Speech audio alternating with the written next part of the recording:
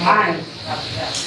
So, sa wala ko kanina, sa ating talata, ay kinuha ko sa Philippians chapter 4, verse 10 to 20. At ang ating pong tema sa umaga ito ay how to involve in mission in the local church. Because we are in preparation of global harvest sa ating pong national.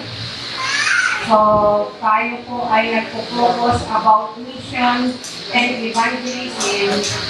That is still, tayo po ay patuloy na kakausapin ng Diyos at kinakausap ng Diyos sa ating pong mission in our local church.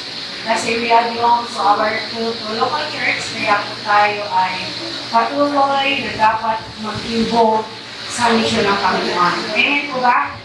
So, lagi ko pong sinasabi, pag tayo ay nag-i-start na makinig ng salita ng Diyos, focus. Huwag tayo makipagkwentuhan sa katabi natin. Kung tayo ay kinukwento, huwag natin hayaan na siya ay ma-distract tayo sa pakikinig. Kasi sayang po, yung araw o yung oras o yung topic na ating pinag-aaralan kung hindi magre-rema sa ating puso. Because every week, hindi po pare-pareho ang ating napapakinggan ng salita ng Diyos. Kahit midweek, kahit prayer meeting, kahit fellowship yan, hindi po pare-pareho ang salita ng Diyos na ating naririnig. Every time po ay bago. So pagtanong po sa Panginoon, palagi po na tayo ay tinuturuan ng Panginoon sa pamagitan ng kanyang salita. Amen po ba? So sige po, tayo po ay tumayo bilang paggalang sa salita ng Diyos at basahin po natin ang talata na ating pag-ugay-ugayan sa umagang ito sa Book of Philippians chapter 4 verse 10 to 20. Sige po. Verse 10. How grateful I am and how I praise the Lord that you are concerned about me again. I know that you have always been concerned for me, but for a while, you did not have the chance to help me. Verse 11. I even in need.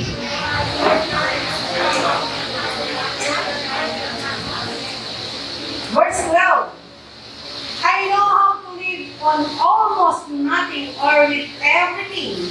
I have learned the secret of living in every situation, whether it is with a full stomach or empty, with plenty or little.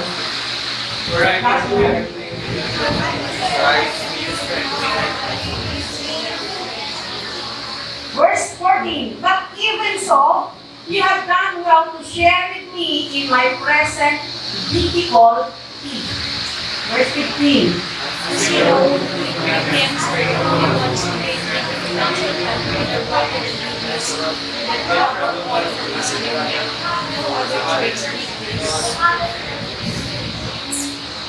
Verse 16.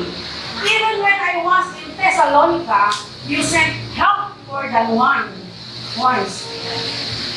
17.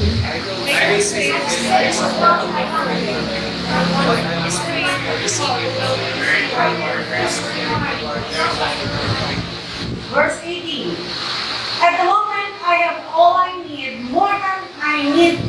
I am generously supplied with the gifts you sent, with me with Epaphroditus. They are a sweet-smelling sacrifice that is acceptable to God and pleases Him. Verse 19. And makes God takes care of you as well as of your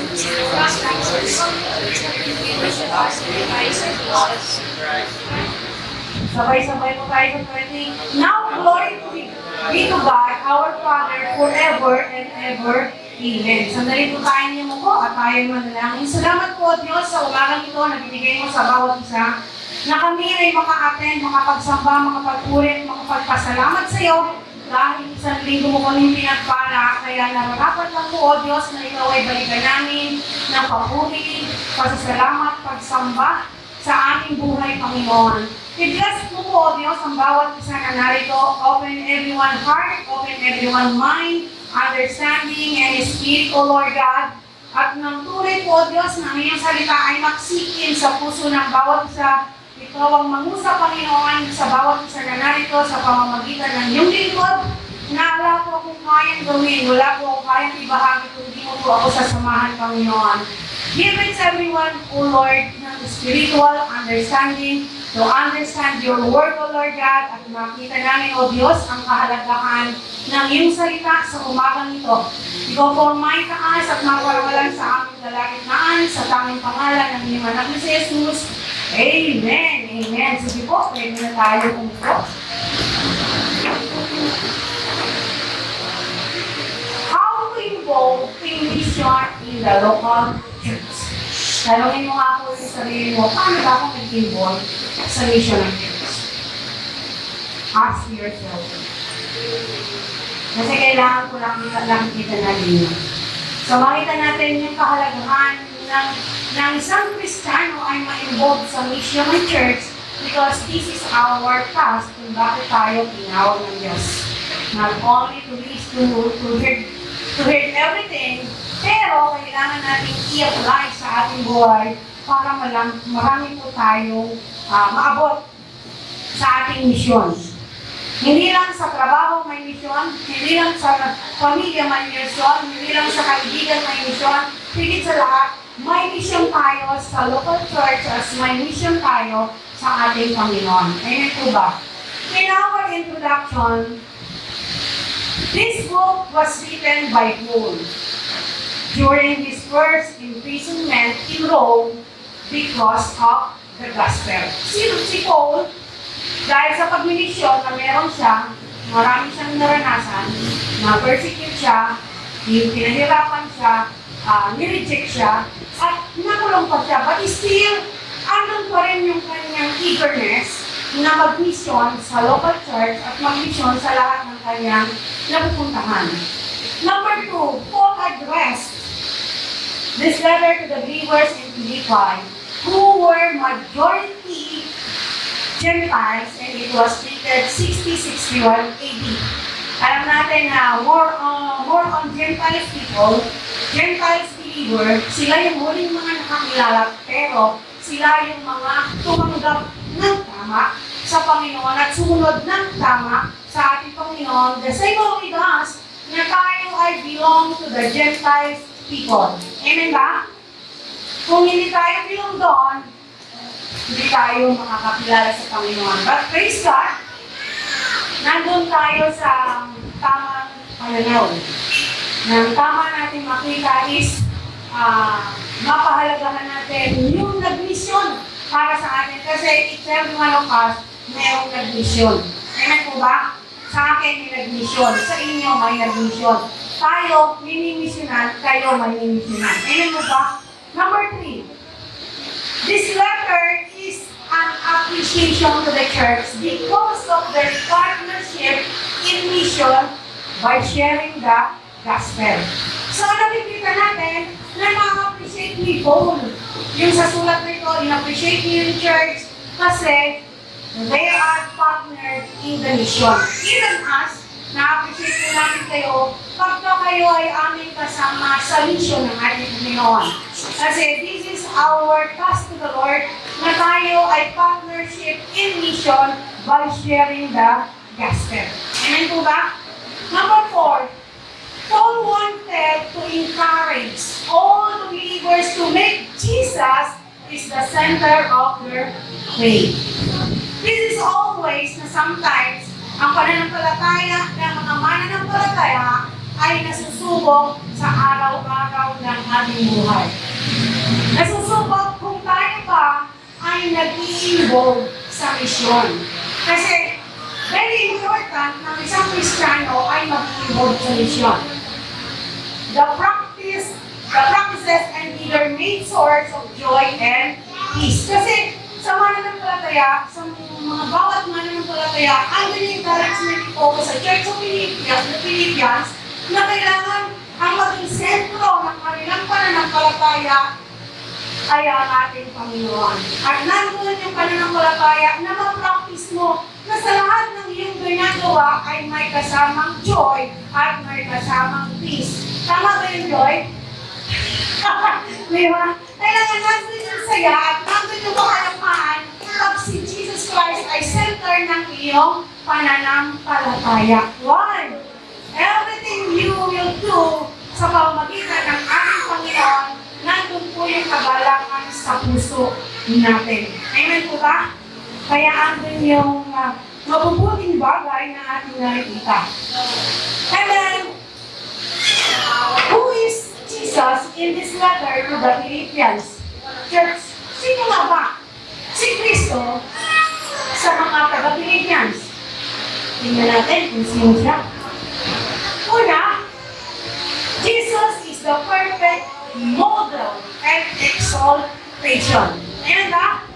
Si Kristo sa Philippian Church, siya ay isang perfect model na i-exaltation. Nandun na ipakikita mo na ang lahat ng ginawa ng ating Panginoong Kristo ay karapat-dapat at kamangha-mangha. Dahil in that way, nakita natin kung paano sumunod ang ating Panginoong Kristo sa kanyang, sa Diyos Ama, kung paano siya nagsakagawang tao, at kung paano niya ginawa yung task na kanyang tinanggap sa ating Panginoon. So same way with us, pag tayo ay nakilala natin si Kristo as a perfect model, dapat nandun din po na tayo ay umaayos sa ating pagsunod sa ating Panginoon. Pangalawa, sino Jesus sa ating talata? Jesus is God, but humble. Ang ating Panginoong Kristo ay Diyos, pero nandun ang pagiging pakumbaba ng ating Panginoon. Why? To reach the all creation, to reach the lost soul, para makita yung kahalagahan ng pagiging humble ng isang tao ay magiging maayos at magiging magandang example sa bawat isa. Amen po ba? Pangatlo, Jesus became a man and servant. Ngayon ang ating Panginoon sa Kristo ay Diyos, naging tao siya at naging servant siya, nag-serve siya sa mga tao para sa kaligtasan na kanyang gustong ibigay sa bawat isa. That praise God, nandun tayo sa pinagsilbihan ng ating Panginoon para tayo ay maabot ng salita ng Diyos.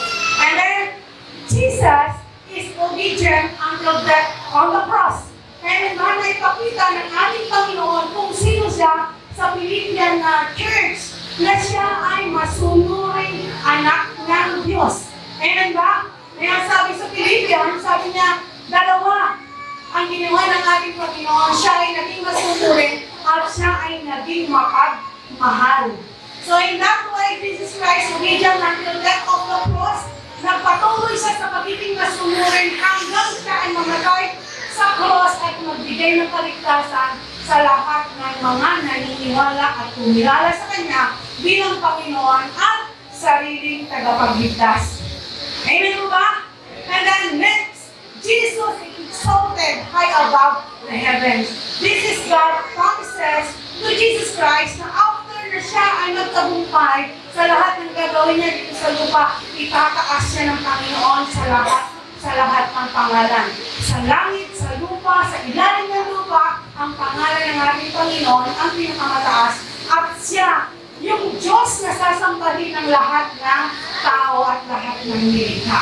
Amen po ba? Na doon makikita na wala na dapat itataas ang tao kundi ang ating Panginoon kasi siya yun. Siya yung itinaas hanggang sa kahalik-halikan ng Diyos.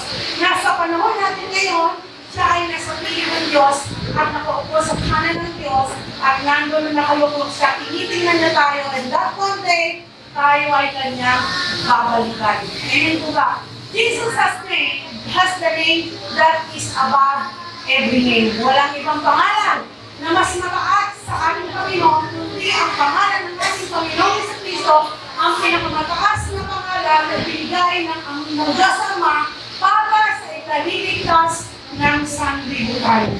Amen po ba? Na praise God, na tayo po ay nauutlon, na tayo po ay nakita natin yung kahaligahan kung sino si Kristo sa Church of Philippians at kung sino si Kristo sa Church of Babahay. Amen ba? Palamakan niya po natin ang Diyos.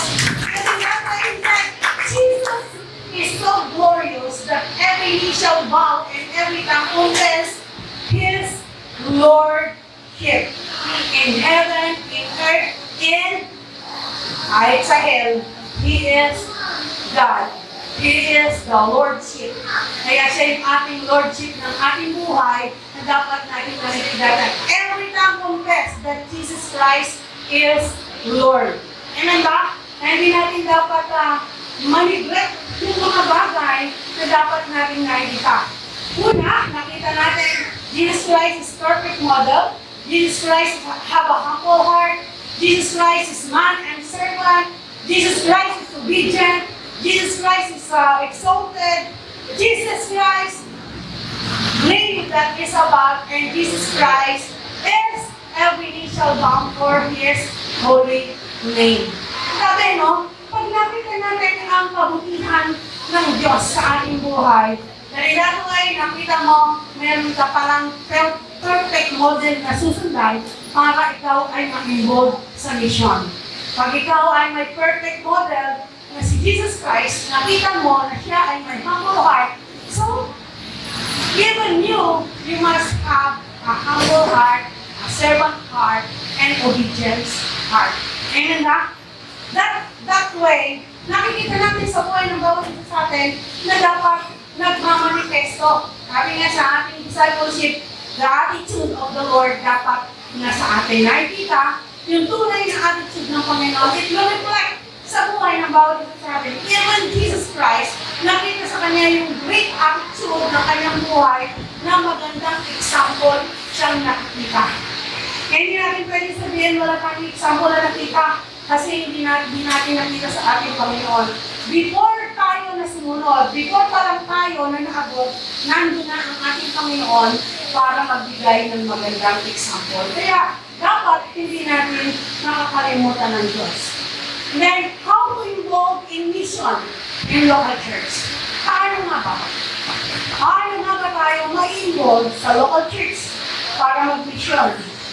Una, kung sa po yung structure, ito po yung structure of our text. In verse 10 to 13, Paul appreciate the church action in mission. So verse 13, 10 to 13, na-appreciate ni Paul ang church na talagang sumuporta sa mission at sumunod sa ipinapagawa ng Diyos. Ngayon po ba? Nakita natin, balikan niya natin yung verse 13 to 13 na. Tingnan niya natin kung talagang nandun. Sabi niya, then, how grateful I am and how I praise the Lord, you are concerned about me again. Sabi ni Paul sa Church of Philippi, sa Philippi. Nandun yung na-appreciate ni Paul ang ginawa ng church para sa kanya. Na nandun yung pagtugon ng Philippian church sa kanyang gawain. I know you have always been concerned for me. Nandun yung appreciation niya sa church. Even us, kami din na-appreciate namin yung ginagawa ng church sa amin. Kasi nakikita namin kung gaano sumusunod o kung gaano tayo nagiging part ng mission, but still, God wants more. Kasi na, kung tayo ay involved, kung tayo ay nag-mission, gusto pa ng Diyos na palagutin natin yung ating ginagawa. But, for a while, you didn't have the chance to help me. And verse 11, now that I was eager, was ever in need, for I have learned how to get along happily whether I have much or little. Nandun yung maliit na malaki, na-appreciate people yun. Nagpasalamat siya sa Panginoon at nagpasalamat siya sa Church of Philippi kung gaano siya sinuportahan at kung paano siya sinamahan ng Church of Philippi. Kahit kami, ganun din po yung nararamdaman namin. Verse 12. In verse 12, I know how to live on almost nothing or with everything. Diba? Nakita niyo po yung buhay ng Church of Philippi.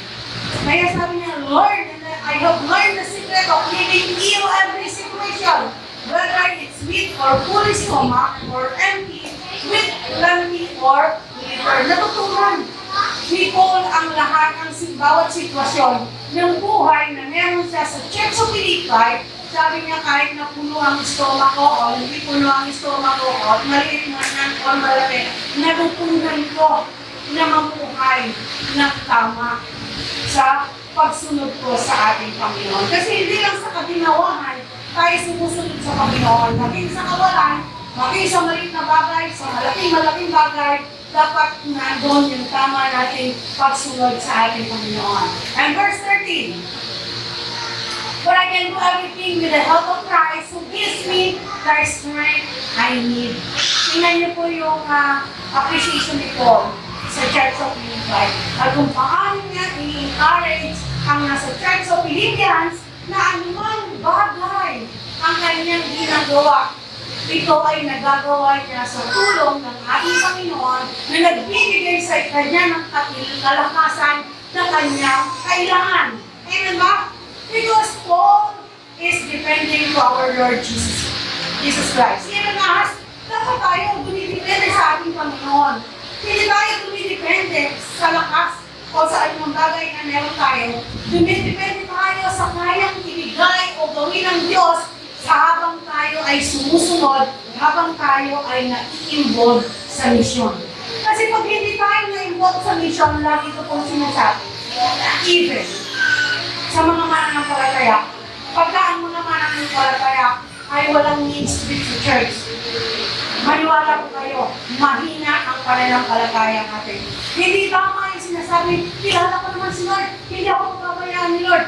Hindi tayo dinisign ni Lord para tagapakinig lang. Dinisign tayo ni Lord para ma-involve sa mission, ma-involve sa ministry ng ating Panginoon. Kasi lahat tayo ay gagamitin ng Diyos.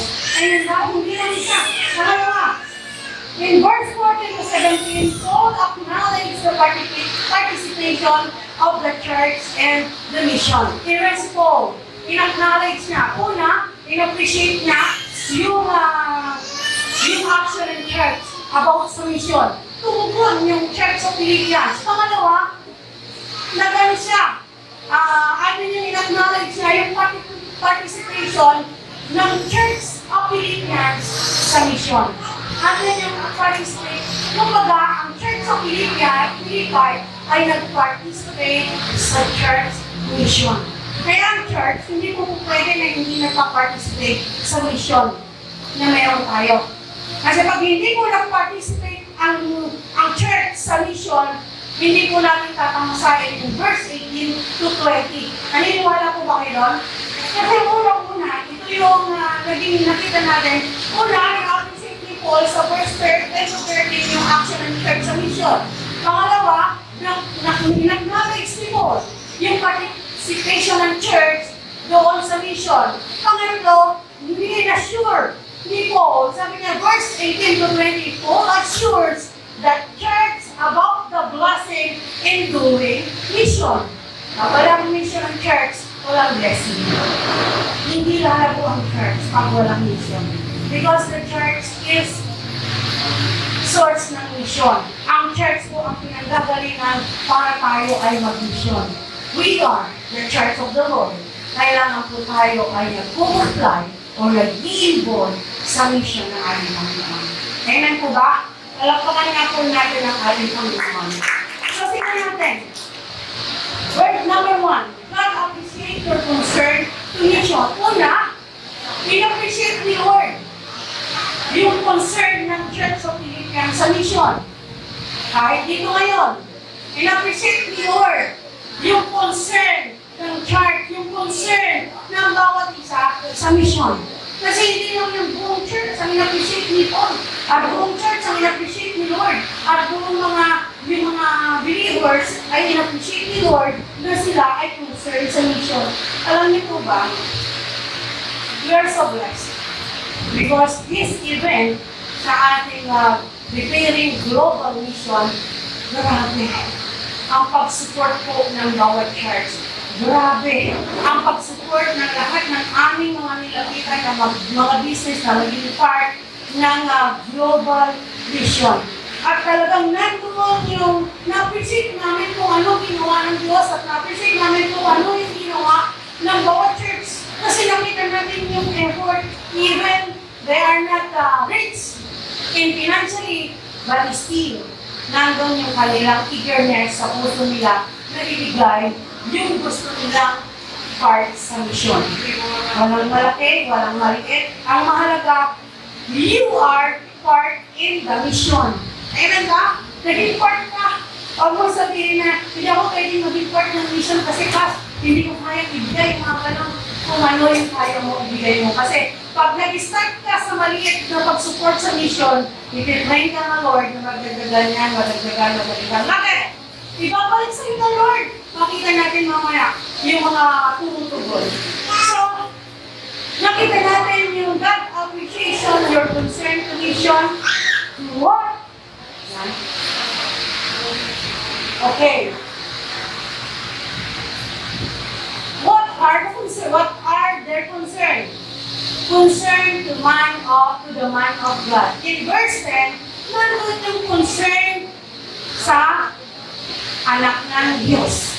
Kaya pagkaraan ng mahabang panahon, minsan pang ipinamalas ninyo ang pagmamalasakit sa akin.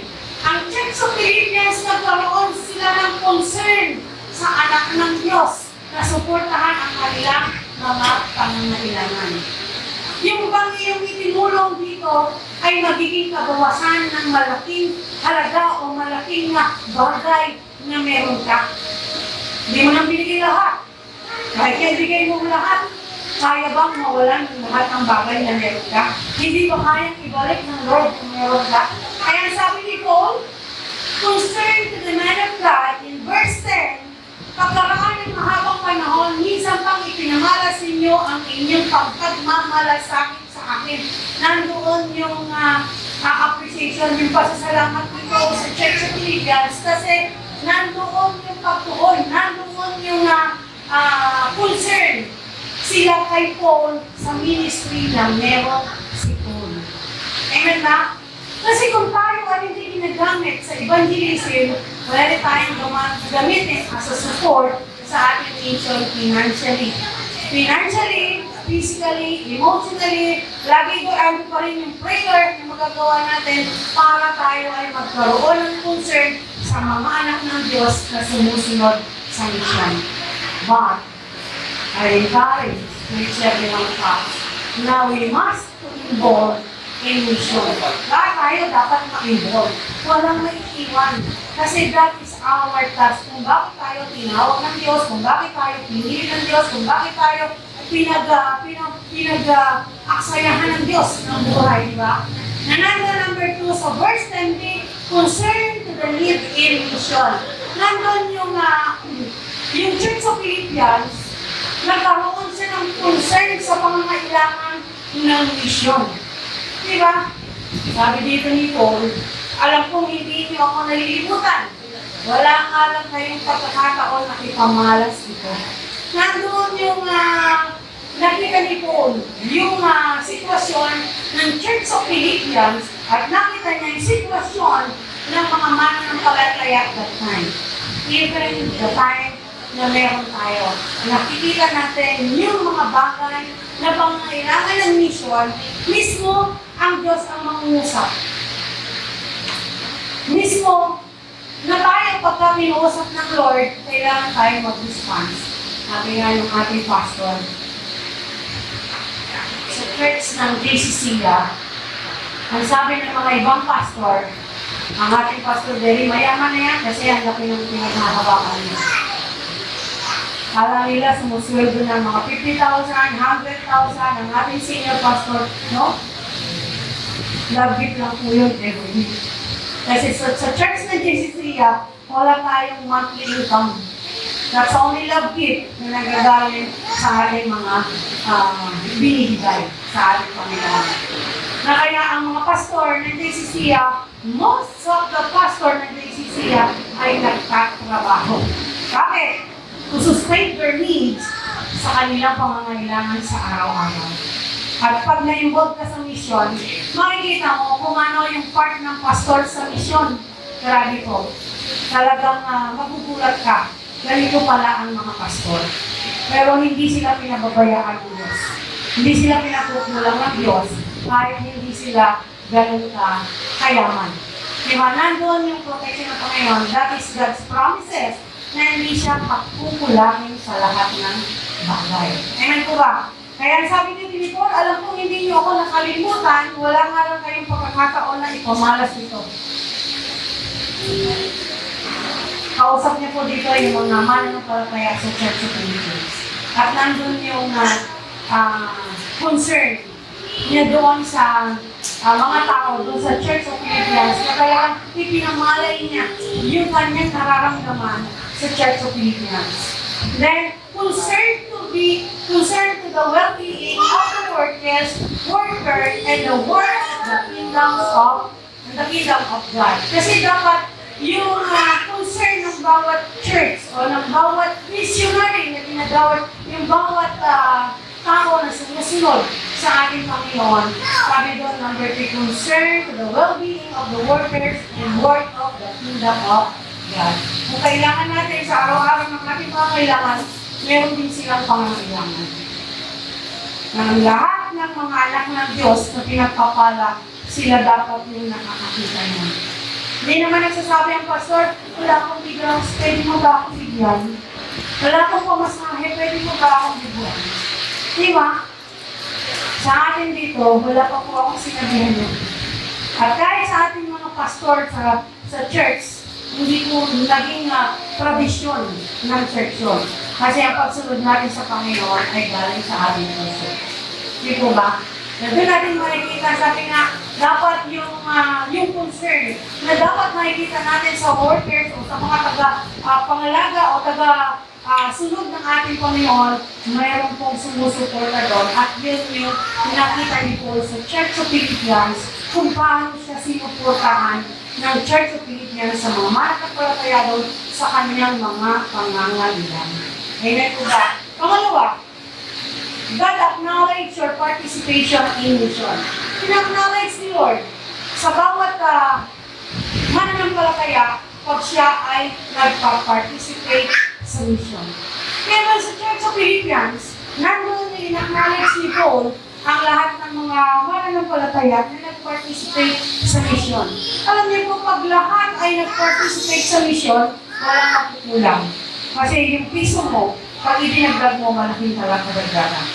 Huwag kang mahiya kung piso lang ang kaya mo. Kasi yung piso mo, hindi mahusto ang 1 milyon kung wala yung piso.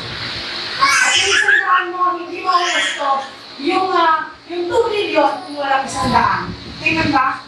Malaking part mo yun. Sometimes, nahihiya ang iba pagka maliit ang binibigay nila. Pero kung yan po ang kaya mo pa lang, ibigay mo para makasupport ka sa mission. Pag ikaw ay pinagpala ng Diyos, madadagdagan mo yun. Makikwain ka na sumuport at ma-involve sa mission ng ating Panginoon. Kasi hindi po pwede hindi tayo magiging part na. Sabi niya, God acknowledge your participation in mission in verse 14 to 17. Tingnan niya natin ako yung 14-17.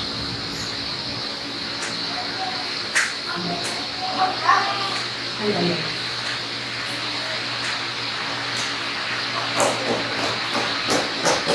But even so, you have done well to share with me in my present difficulty. Nandun yung appreciation ni Paul doon sa naging participate ng Church of Philippians.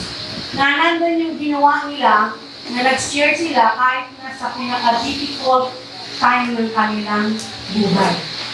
Diba, ang Church of Macedonia, wala na sila, pero nag-beg pa sila kay Paul na tanggapin yung kanilang tulong para sa misyon.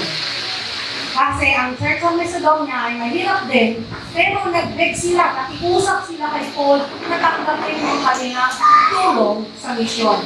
Even the Church of Philippians, sabi ni Paul, na kahit sa time ng kanilang difficult present time, talagang tumugon pa rin sila. Nagbigay pa rin sila. Kaya hindi natin pwede sabihin, Pas, mahirap tayo ngayon. Pas, wala tayo ngayon. Even in difficult times, kayang-kaya. Amen po ba? Palakpakan niya natin ang Diyos. In verse 15, as you know, you Philippians were the only ones who gave me financial help when I brought you the good news and then traveled on from Macedonia. No other church does this. Nakita niyo po yung kanyang pagtugon. Kaya sabi ni Paul, kayo lang ng mga taga-Philippians ang nagbigay sa akin o nagpadala sa akin ng financial help. Bakit? Kasi nagbahaginan ko kayo ng magandang balita tungkol sa ating Panginoon. Amen po ba? Na nakita nila yung kahalagahan ng dala-dalang balita ni Paul sa kanila na nagbigay sa kanila ng kalayaan, nagbigay sa kanilang pag-asa, nagbigay sa kanilang kapayapaan, at nagbigay sa kanila ng buhay na walang hanggan. Ayan po ba? Grabe, no? And verse 16, even when I was in Thessalonica, you sent help more than once. Dito may ang Church of Philippians to support all mission. Kaya kahit saan man siya mapunta, kahit saan man siya dumako, naniniwala siya na mayroon siyang katuwang sa mission in times of financial need. Kasi wala akong missionary na walang kailangan ng pera. Dumalaw nga lang po tayo sa may sakit.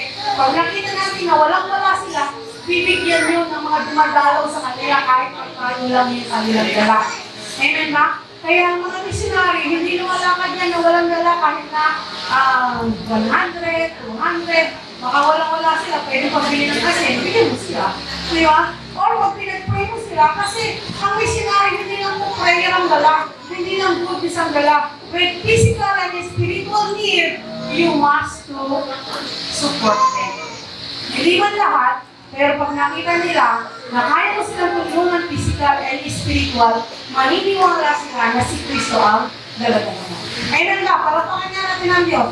Kaya nakita natin dito, nandun yung appreciation ni Paul sa participation ng Church of Philippians, na even na siya ay nasa Thessalonica, nandun yung kanilang pinadalang help na tulong. Amen po ba? Verse 17, I will say this because I want a gift from you. What I want is for you to receive a well-earned reward because of your kindness. Hindi po yun sa tinanggap ng Ipon. Ang gusto niya ay pagpalain sila ng Diyos sa kanilang pag-support o pag-involve sa mission. Because every person o every believer na nag-i-involve sa mission, yung kanilang ipinapadala, ibinabalik ng Diyos yun. Ibinibless ng Lord yun. Kung ikaw hindi kaninig, meron kang alihin. Pero kung wala kayo kaninig, wala kang alihin. At you will not feel the great joy sa puso mo pag wala kang ibinigay sa mission. Kasi kahit maliit lang yan, tuwang-tuwa ka, Lord, salamat sa maliit na bagay, nakatulong ako. Lalo na kung malaking bagay pa ang ibibigay mo. That's overflowing joy sa puso mo, yung mararamdaman mo because na-involve ka at naging part ka ng mission ng church. Ayun na, at doon mo makikita yung bagay. And then, number 1, what are the participation in mission? In sharing in the trouble with the man of God. Kabahagi ka sa lahat ng bagay. Sa problema na kanyang hinaharap o ano bagay ang kanyang hinaharap, kabahagi ka. Kasi sabi ng Panginoon, ipinagdadala ko ang inyong pagdamay sa aking mga paghihirap. Diba? Kung ang missionary ay nahihirapan, kasama ngayon na isi-share niya sa iyo. Diba? Sabi ng Panginoon, ang lahat ng mga aking mga tagasunod, mararanasan nila kung ano yung naranasan ko. Because He is a perfect example. Diba? Kung kayo ay nahirapan ng dahil sa akin, so, nandun yung reward na pwede natin kamasahin sa Panginoon. Sharing in the trouble with the man of God. Katuwang ka sa mga pinagdadaanan ng mission. Kahit sa church, katuwang po namin kayo. As a pastor, katuwang po namin kayo sa mga problema or ano bang pinagdadaanan ng pastor, katuwang namin kayo. Kasi bakit? Ngayon yung aming inaalagaan, tinutuluan, at kayong binigay sa amin ng Diyos na pangalagaan dito sa pabahay. Sabi ng ating Panginoon, maliban sa taon na hindi na sumusunod, kumikilala sa Panginoon, sila ay pinagpatiwalaan ng Diyos sa diablo. Sabi sa Book of Romans. Pero, huwag po natin hayaan na tayo ay ipagkatiwala ng Diyos sa ating kalaban. Kaya kailangan po tayo ay makinig at sumunod at maging katuwang, maging kasama sa lahat ng gawain ng Panginoon. In verse 15a, by giving. Una, katuwang ang mga mananampalataya, sharing in the trouble. Pangalawa, katuwang o participate ang bawat mananampalataya by giving. Hindi ko nawawala ang giving sa mission. Pag ikaw ay na-involve, hindi nawawala yan. Kaya nga biniglas ng Lord ang trabaho na meron ka, binigyan ka ng trabaho para ma-involve ka sa mission by giving. Kasi hindi po maglalago ang gawain ng church pag hindi tayo nagbigay financially. Kasi kailangan din po yan ng mga missionary o ng mga nag-mission para humayo, di ba? By giving, kayo lamang ang iglesyang tumulong sa aking mga pangangailangan. The Church of Philippians ang tumulong kay Paul sa kanyang pangangailangang pinansyal para sa kanyang misyon. Hindi sa kailangan ni Paul ang kanilang tulong, kundi kailangan nila na maranasan nila, matutunan nila kung ano yung dapat nilang gawin to involve ng misyon. Para sila ay makaranas pa ng mga bagay o makatanggap pa ng mga bagay na kanilang hindi inaasahan na kayang ibigay ng Diyos. Amen ba? O dito po ba sa mga tungkol, meron na po bang pinaghirap ng Diyos? Di ba? Kahit mawalan tayo ng trabaho, di ba binibigyan pa rin tayo ng Lord ng another trabaho? So ano kailangan natin makita? Lord, salamat sa lahat ng meron ako. Kailangan pala, natututunan ko ito. Na ako pala ay kabahagi sa problema sa lahat ng mga bagay. Kailangan pala kabahagi ako pati sa pagbibigay, hindi lamang sa pagkatin. Kundi kailangan nandun pala yung mga bagay na dapat ko matutunan. Una, ito yung participation sa mission ng church o ng mga mananampalataya. Ka-share ka sa problema, sa giving financially, and then verse 15, pa-share ka o participate ka in receiving. Di ba? When I hold you to the good news, kasi sa pamagitan ng good news na dinala ni Paul sa Church of Philippi, na-receive nila. Ano ba yung na-receive nila? Yung kaligtasan na binigay ng ating Panginoon. Ano ba yung binahagi ni Paul sa kanila? Hindi ba kung sino si Kristo sa kanyang buhay? Kung paano siya kumilala, tumanggap bilang Panginoon at sarili tagapagpalit, pagligtas kay Kristo, yun din ang ibinahagi sa kanila. Sino ang tinanggap nila? Hindi ba sila yung mga tumanggap? Ilipat mo na po yan na. Verse number 3. Di ba? Kasabi ni Paul, when I brought you the good news, ito yung inyong tinanggap. Nagkaroon kayo ng buhay na walang iban, kapayapaan at pag-asa sa piling ng Diyos. Palakpakan niya natin ng Diyos. Grabe, no? Marami natin nakita talaga na tayo pala, sila pala, Church of Philippians, sa mga believers, tayo dito sa church, sa mga mananampalataya, tayo pala ay tumanggap ng pagpapala na dinala ni Paul sa Church of Philippians, at tayo rin ay tumanggap ng pagpapala na binama sa atin ng good news. Kung sino man ang nag-mission sa'yo, ito yung tinanggap mo sa Kanya. Yung good news ng kaligtasan na kinalala mo si Kristo bilang Panginoon at sarili ka na pagligtas. Amen ba? Grabe, no? Sabi ko nun, grabe, no? Ang sarap ng buhay na nasa piling mo kung makukuhaan lang namin. At kung makukuhaan ng bawat isa. Yung ginawa mo sa amin, talagang walang hindi kayang gawin. Ang isang tao na kumilala sa anak ng Diyos. Diba? Kaya, sabi niya, inhib. Nandun yung participation sa pangangailangan ng mga misyon, ng nag-mission. Makailang ulit din pinadalahan niyo ako ng tulong.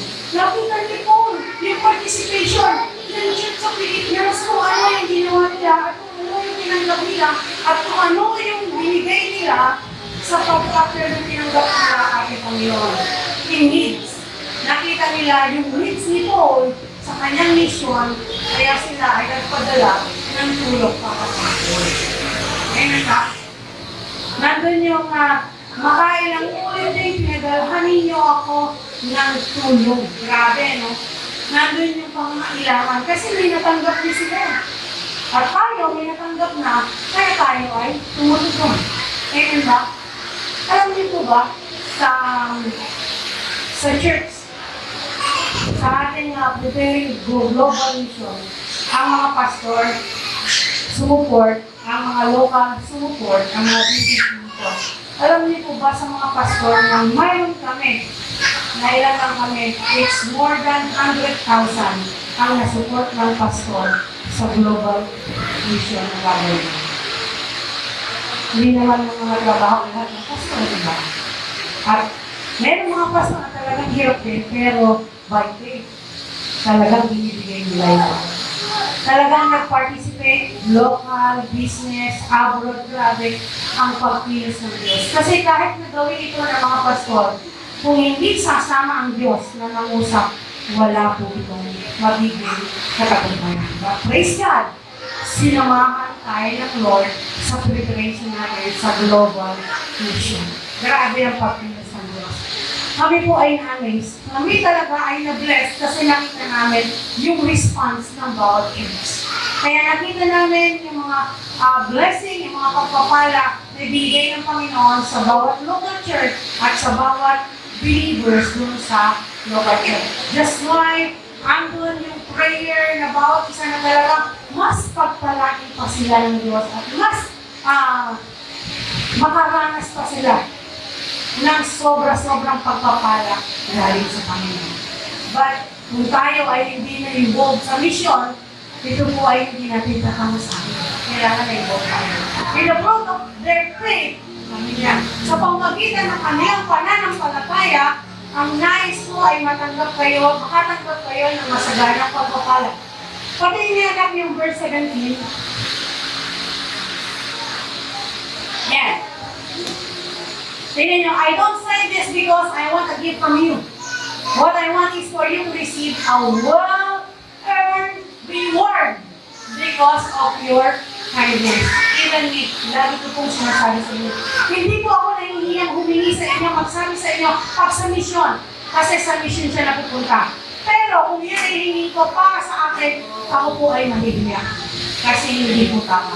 Pero pagka sa mission, matapang po akong lumapit sa inyo kasi alam ko na pagkapalapit kayo ng Diyos.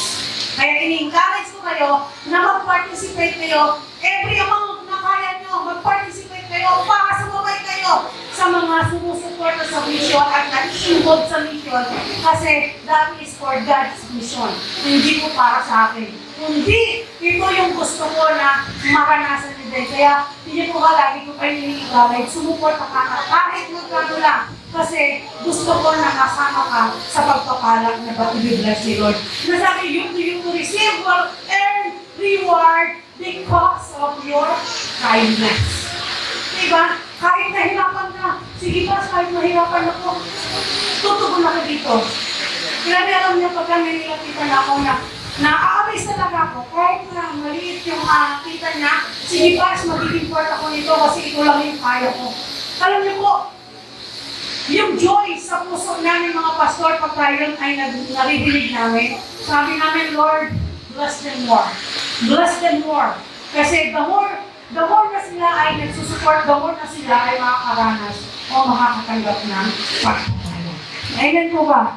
Grabe, no? Kondo, ito yung God. God assure your blessing in doing mission. Hindi na sure si Lord, sigurado na kayang ibigay ng Diyos ang lahat ng bagay at ipinangako ng Diyos. Balikan natin yung verse 18 to 20. At the moment, I have all need more than I need. I am generously supplying with the gift you sent. Diba? Sino pinagalan dito? Si Paul. Sino yung nag-mission eh. Sino yung nag-mission sa Church of Philippi, siya rin yung nagtayo ng Church of Philippi, kaya siya kahit saan siya pumunta, sinusuportahan siya ng Church of Philippi. Na dapat nakita din natin bilang mga anak ng Diyos, na tayo ay supporter din ng mission. To support. Kahit na ng mauti, kahit maliit yan, dapat nandun yung pag-support natin. With me, with Epaphroditus, Kaya sweet smelling sacrifice that is acceptable to God and please Him. Grabe, no? Diba? Nandun yung tulong na pinadala nila kay Paul sa pamamagitan ng Epaphroditus na talagang ang sabi ni Paul, ito po ay sweet smelling sacrifice, a sweet aroma sa ating Panginoon, sa ginawa ng Church of Philippi sa Panginoon. Even for us, yung manuman yung ating ibinibigay sa mission, ito po ay sweet smelling sacrifice and acceptable to God and His Spirit. Amen ba? Sarap, no? Ang sarap na maging part ka. Okay, verse 19. And the same God who take care of me will supply all your needs. Grabe, no? Kaya itinupos sila, in-encourage sila ni Paul at ipinakita ni Paul yung kanilang pagtugon na ito, kung paano ako sinuportahan ng aking Diyos na pinaglilingkuran, sunod din ang gagawin nila sa iyo. Amen ba? Sabi niya, and the same God who take care of me will supply all your needs from His glorious riches which has given to us in Christ Jesus. Grabe ito. Di ba? Yung makikita mo, Lord, kung ano yung binigay sa kanila, yun din ang kaya mong bigay sa amin. Kasi sumuporta kami sa kanila eh. Kaya sa patuloy na sumuporta, dapat nandun yung joy. Lord, salamat dahil nagiging part kami ng mission. Na hindi namin itinit yung mga bagay na meron kami, na itinulong namin sa iyo, yung mga bagay na kayang makatugon sa gawain. Dahil dahil po ay pagganyan po ang kaya yung Church of Philippians, binalas mo na Lord, at pagkaganyan din ang naging pananaw ng bawat church, ng bawat local church, wala pong local church na mahirap.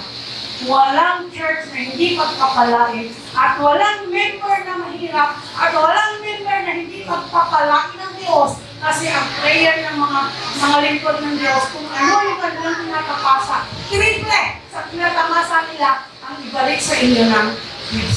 Amen ba? Talapakan niya po natin ang Diyos.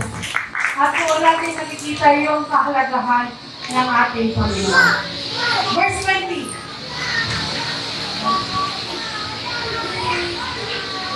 And now, glory to be God, our Father forever and Amen. Balik tayo doon sa pangatlong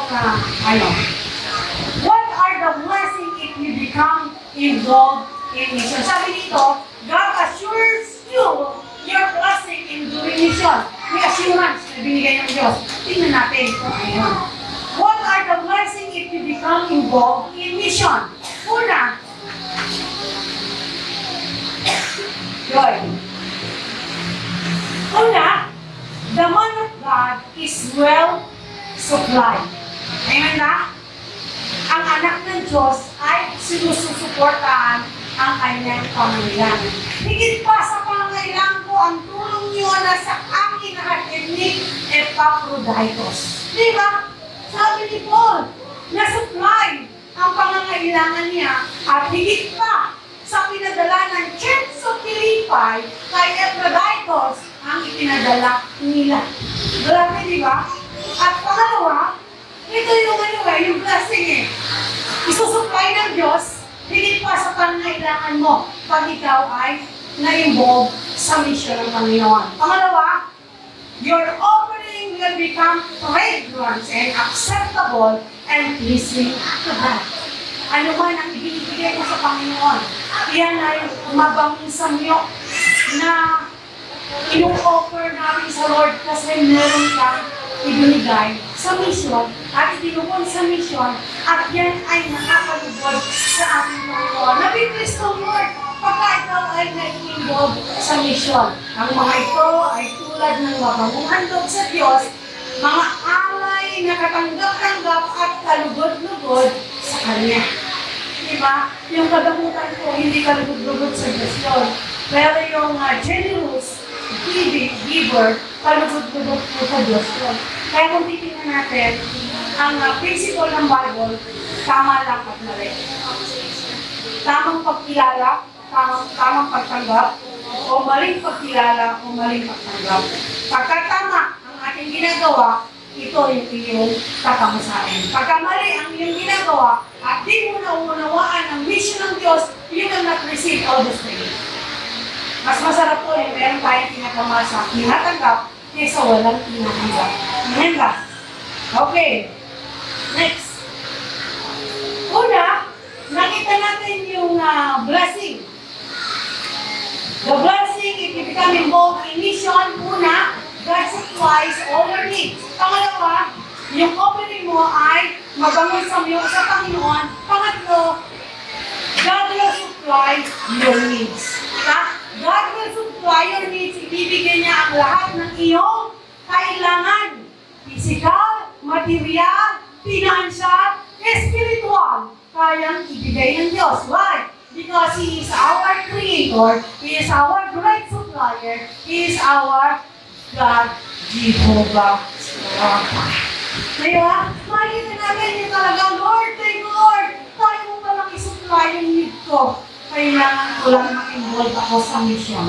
Kailangan ko lang maging supporter ako ng mission. Kailangan ko lang na maging bukas ang puso ko about sa mission.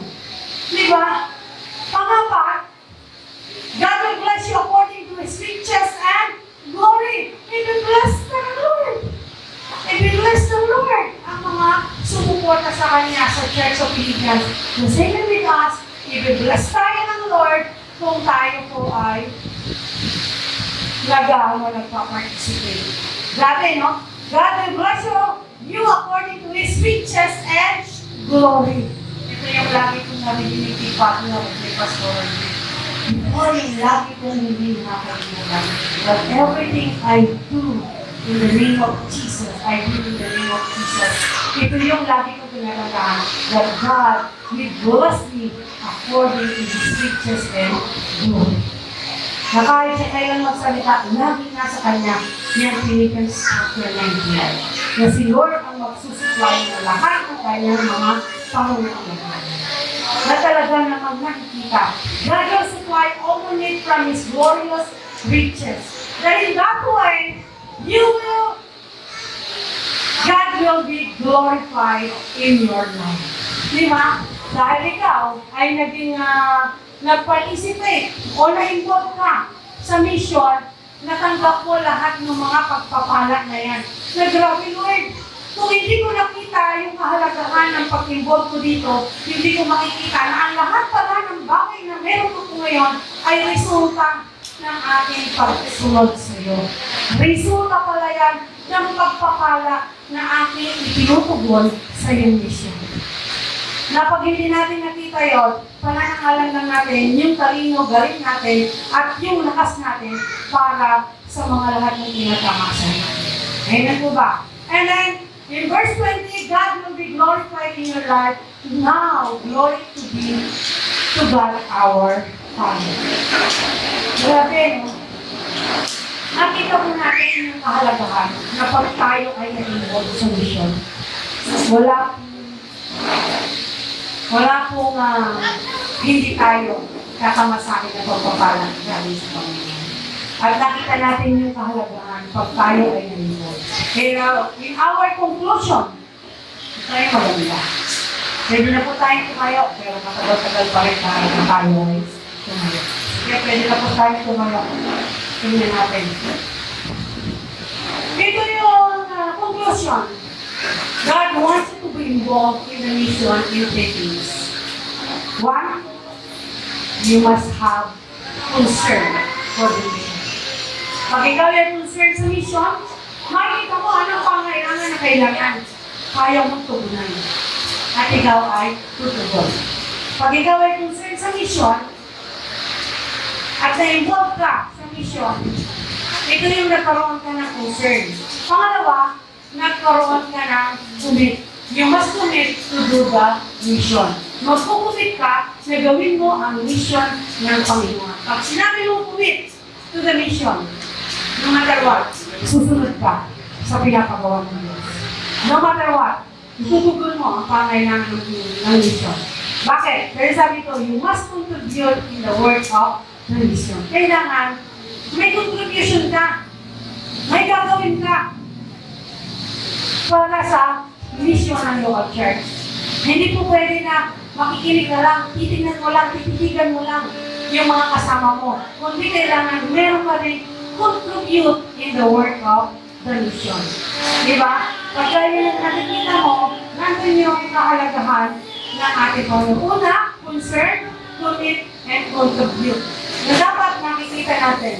So, let this church become a missional church. And give glory to our Lord. Gamitin po natin na ang church ay mag-involve sa mission. Napayo po bilang mananampalataya dito sa pabahay ay ma-involve tayo sa mission.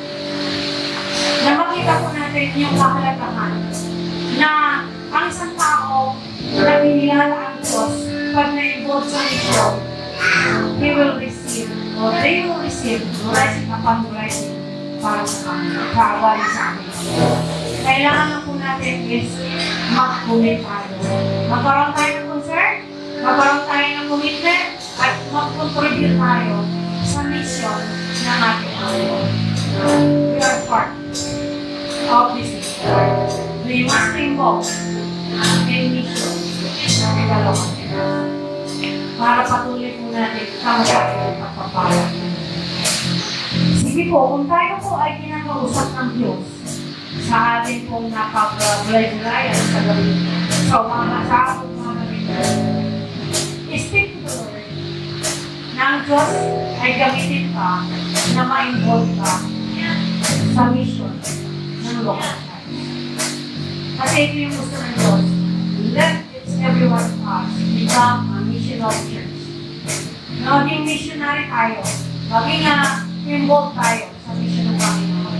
At nandun yung every local church o ang local church natin dito sa pabahay ay maging involved sa mission to glorify God in our lives.